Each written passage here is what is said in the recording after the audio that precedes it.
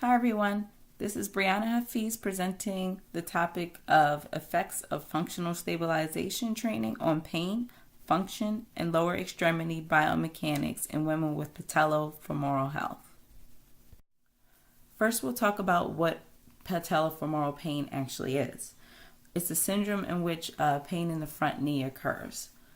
It mostly happens in teenagers, manual laborers, and athletes.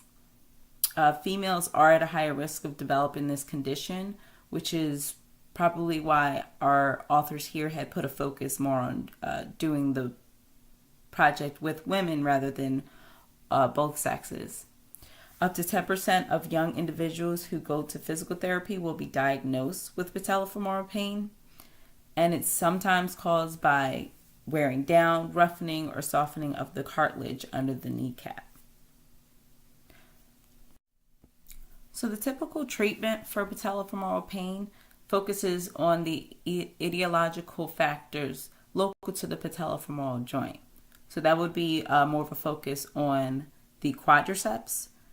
Due to the poor patellar tracking, quadricep strengthening exercises have shown to be a way to improve patellofemoral pain. The purpose of the study was to compare a treatment focused on hip muscle strengthening and lower limb and trunk movement control. That was the functional stabilization training, to a treatment focused primarily on quadricep strengthening, which was considered the standard training. They're comparing these by their effects on the knee pain and function, lower limb trunk kinematics, trunk muscle endurance, and eccentric hip and knee strength. In the data, you'll notice that the functional stabilization training is labeled FST and standard training labeled as ST. So the reason why they did this study was because there's strong evidence that shows that people with patellofemoral pain have weakness in their hip muscles. They also have less trunk side flexion strength.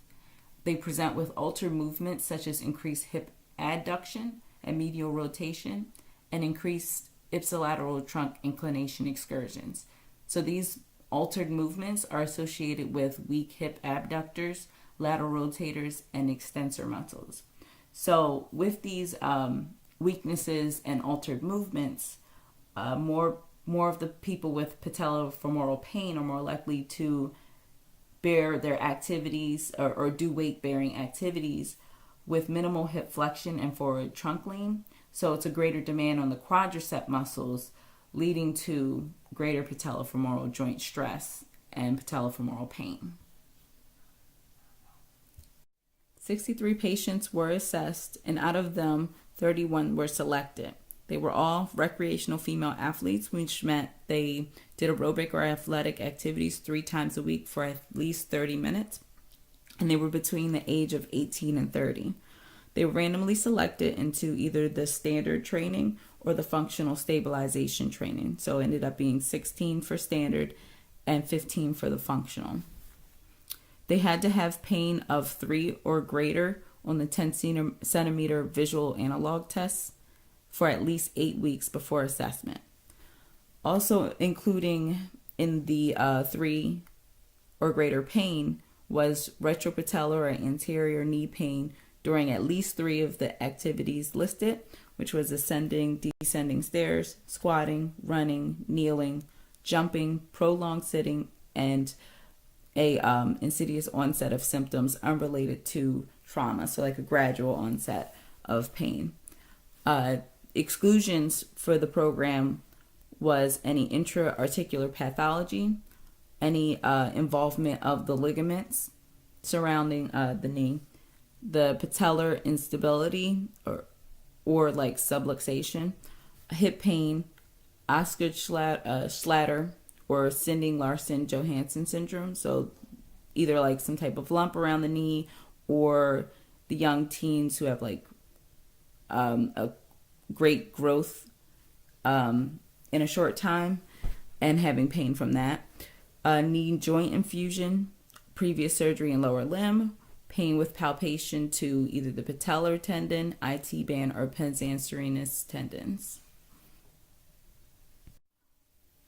Interventions used for the standard training consisted of stretching as well as traditional weight bearing and non-weight bearing exercises emphasizing quad strengthening. You'll see in the appendix in the articles basically all the exercises that were used for each program. And to the right, you'll see some pictures of the exercises that were used. The interventions used for the functional stabilization training consisted of enhancing motor control of the trunk and hip muscles and weight-bearing activities to increase trunk and hip muscle strength, while the patients were also being cued throughout to make sure that they didn't do quad dominance motion, so like leaning the trunk more forward and putting more stress on the quads.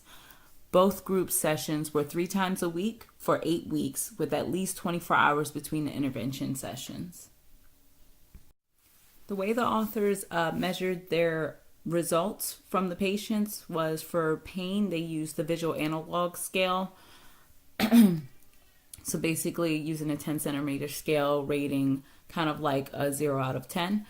For function, they used the lower extremity functional scale, which is a 20 questionnaire of functional activities. And then the single leg triple hop test was measuring the distance that they could jump. Global improvement, they used the global rating of change scale. That was also another questionnaire. Kinematics evaluation, they did the single leg squat using the Bird's electromagnetic tracking system. You see in the picture, that's kind of what it is, where it measures the angles of the trunk and the legs through the motion. And the trunk muscle endurance was a time static position of 2 planks and them holding themselves like off a plinth. And the strength evaluation was eccentric function of the musculature using the isokinetic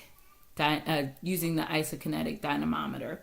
So it was measuring the newtons meters per kilogram of all the hip motions and the knee extensors and flexors.